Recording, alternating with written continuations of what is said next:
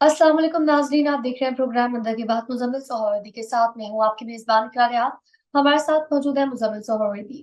और आज का सबसे अहम जो सवाल है, जो सबसे पहले सर मैं आपसे करना चाहूंगी, वो ये है कि हुकूमत और मौलाना के दरमियान ये जो जंग छिड़ चुकी है, इसमें कौन जीतेगा।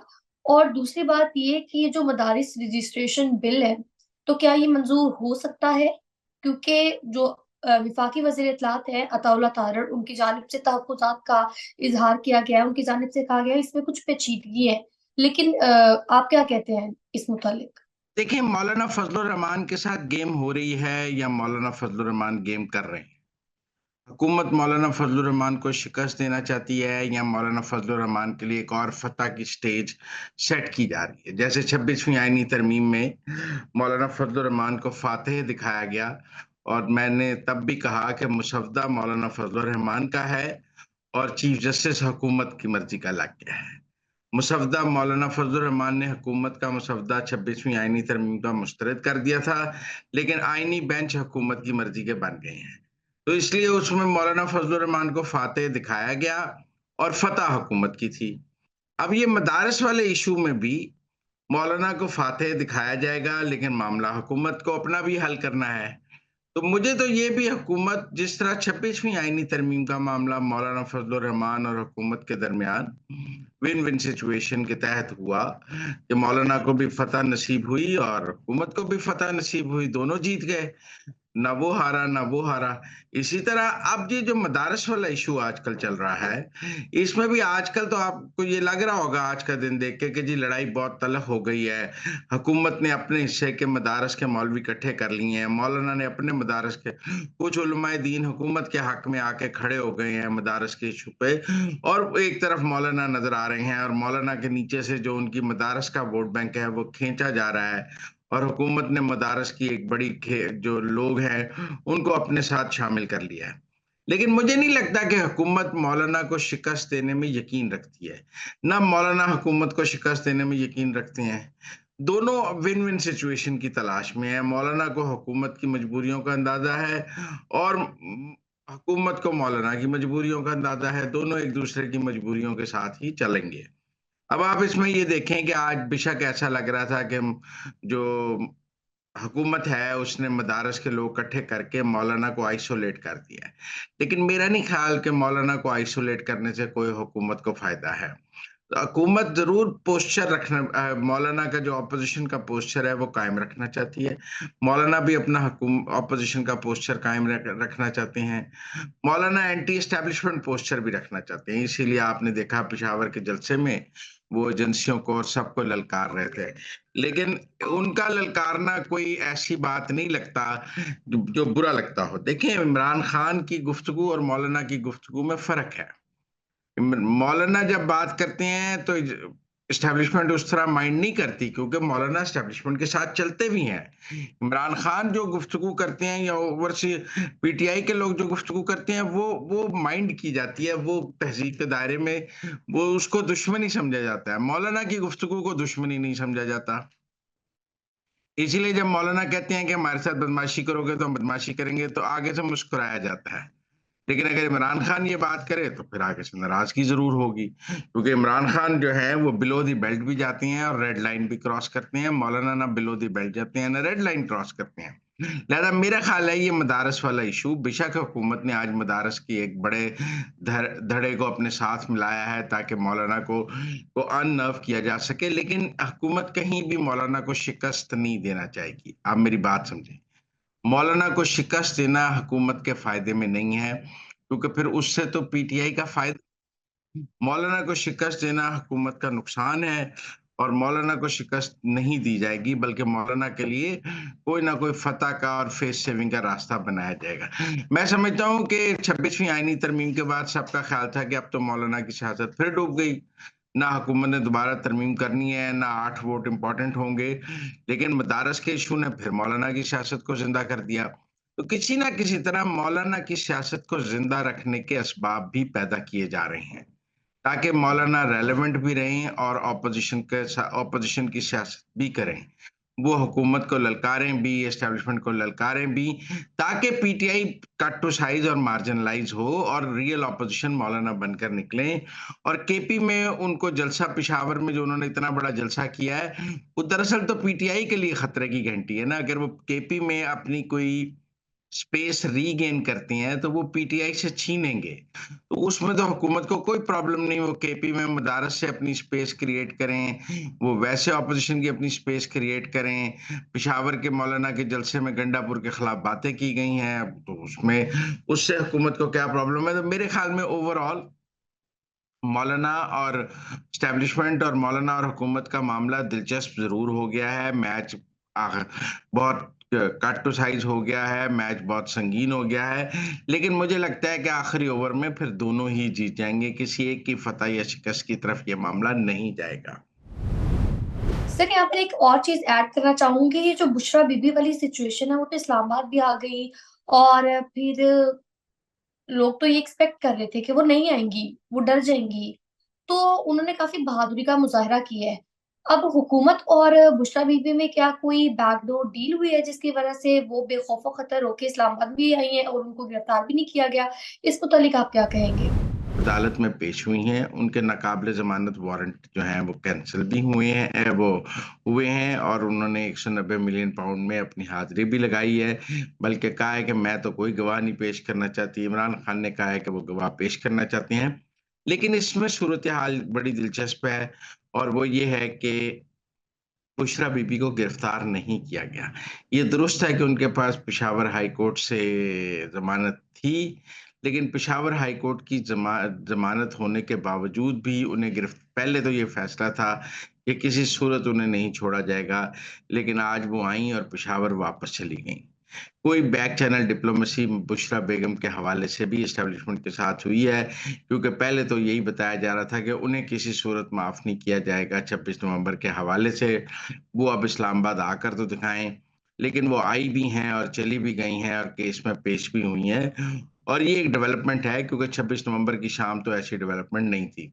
लेकिन जैसे-जैसे पीटीआई की अंदरूनी सियासत जो है वो अनफ़ोल्ड हो रही है, वैसे-वैसे एस्टेब्लिशमेंट भी अपनी पॉलिसी बदल रही है। जो पॉलिसी 26 नवंबर या 27 नवंबर को थी, वो आज शायद बुशरा बीबी के हवाले से नज़र नहीं आ रही है, क्योंकि बुशरा बीबी की वजह से पीटीआई तक़सीम हो रही है। सर, सवाल फिर वही कि असल रीज़न क्या है कि इनको गिरफ्तार नहीं किया गया?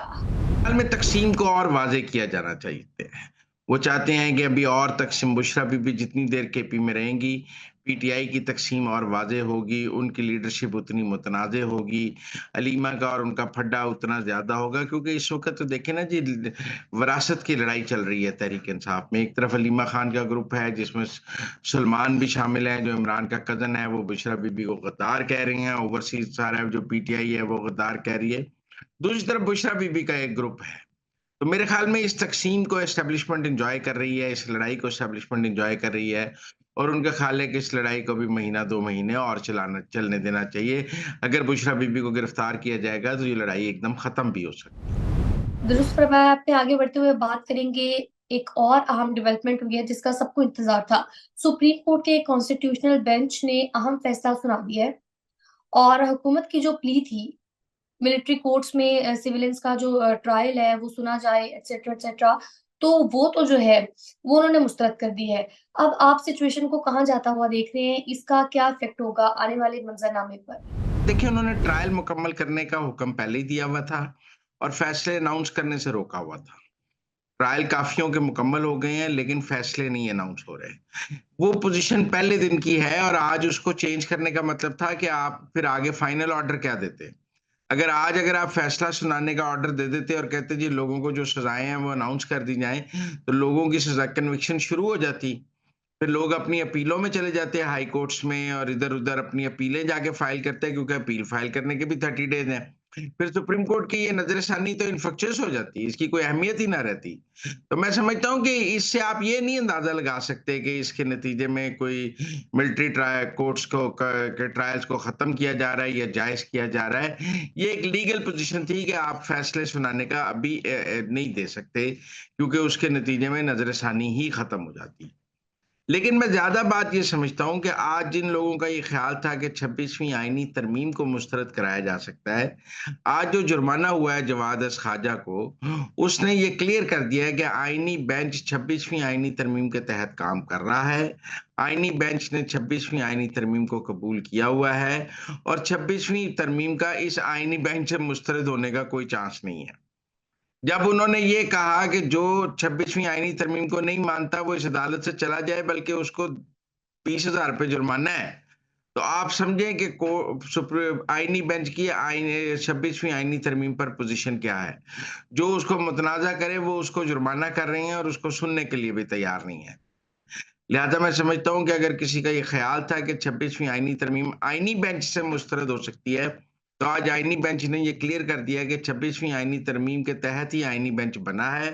और अगर आईनी बेंच 26वीं आईनी तरमीम को खत्म करता है तो आईनी बेंच ही खत्म हो जाएगा। वो अपने खत्म होने का कैसे ऑर्डर कर सकते हैं? और फिर उन्होंने ये भी कहा है कि आप जो लोग ये हमें ये कह रहे हैं कि जी तब तक मुकदमात ना सुने जब तक 26वीं आईनी तरमीम का फैसला ना हो। जब लॉ स्ट्राइक डाउन होता है तरमीम, तो उसमें जुडिशियल ऑर्डर्स को कवर दे दिया जाता है, वो भी रूटीन मैटर है। लेकिन मेरे ख्याल में आज 26वीं आईनी तरमीम के हक में फैसला आ गया है। आईनी बेंच की राय 26वीं आईनी तरमीम के बारे में सबके सामने आ गई है। ये ज़रूर है कि इससे मंसूर अली शाह और उनके ग्रुप को बहुत धचका लगा होगा, लेकिन टेक्निकली स्पीकिंग आज जब सुप्रीम कोर्ट के आईनी बेंच ने 26वीं आईनी तरमीम के हवाले से तमाम इबाहम दूर कर दी।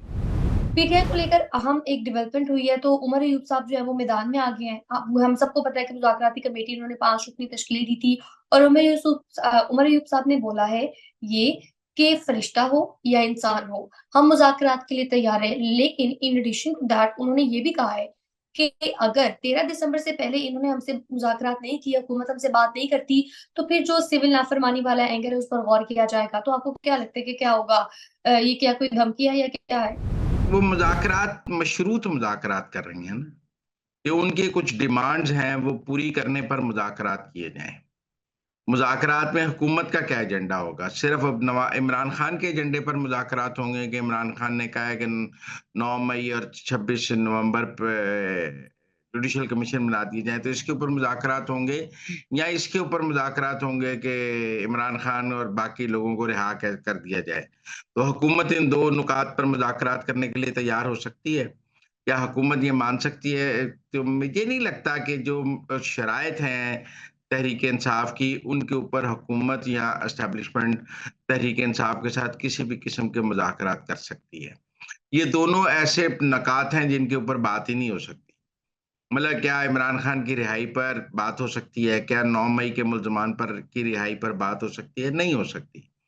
क्या दोनों 9 मई पर जुडिशल कमीशन बन सकता है? इसका डीजीआई, एसपीआर बहुत क्लियर और वाज़ेह जवाब दे चुके हैं कि फिर 2014 के धरने पर भी जुडिशल कमीशन बना लें। तो अब क्या 26 नवंबर पर जुडिशल कमीशन बन सकता है? मुझे नहीं लगता उसके ऊपर भी जुडिशल कमीशन बन सकता है। लिहाजा मुझे नहीं लगता कि तहरीक इंसाफ की शराइत पर मुज़ाकरात हो सकते हैं। खैर सियासत में मुज़ाकरात होते हैं कुछ लो और कुछ दो के ऊपर। आप ये बताएँ इस वक़्त इमरान खान के पास हुकूमत को देने के लिए क्या है? कुछ देंगे तो कुछ ले लेंगे ना। इमरान खान ऐसी पोज़ीशन पे तो नहीं है कि उनकी बंदूक इस वक़्त हुकूमत की कनपटी पर है और वो हुकूमत से जो चाहें लिखवा लें। वो बंदूक तो 26 नवंबर को उन्होंने लाने की कोशिश की, हुकूमत की कनपटी पे रखने की कोशिश की। हुकूमत ने उनकी बंदूक भी तोड़ दी और उनकी फाइनल कॉल भी खत्म कर दी। अब इमरान खान के पास हुकूमत को मजबूर करने के लिए क्या है? मुझे नहीं लगता सिविल नाफरमानी। देखें, सिविल नाफरमानी पाकिस्तान के अंदर हो सकती है, नहीं हो सकती। ओवरसीज़ वालों ने रेमिटेंसेस भेजनी बंद करनी है, इस वक़्त सारा तकिया उनके ऊपर है। उनके बस में होता तो वो पिछले साल जब आईएमएफ के दफ्तर के बाहर बैठे थे तब भी बंद कर देते। वो तो 2 साल से कह रहे हैं कि इस हुकूमत को ₹1 ना दें, इसको आईएमएफ पैसे ना दे। आपका ख़्याल है जो पीटीआई की ओवरसीज़ है वो रेमिटेंसेस भेज रहे हैं, उनका बस चले तो वो अपने पहले पैसे भी वापस ले जाएँगे। रेमिटेंसेस तो वो लोग भेज रहे हैं जिनके घर वालों को पैसों की ज़रूरत है और वो इसके बाद भी भेजते रहेंगे। लिहाज़ा मुझे इस सिविल नाफरमानी में भी कोई ताकत नहीं नज़र आती और मुझे फ़िलहाल तहरीक-ए-इंसाफ के कोई मुज़ाकरात का एजेंडा भी काबिल-अमल नज़र नहीं आता, क्योंकि बहरहाल तहरीक-ए-इंसाफ क्या हुकूमत के आगे कंसीड करेगी, जिसके जवाब में हुकूमत से कोई रियायत लेगी। तो नाज़रीन, ये थी आज की बातें। आपसे मुलाकात होगी अगले प्रोग्राम में। तब तक के लिए आप हमें दीजिए इजाज़त। अल्लाह ने के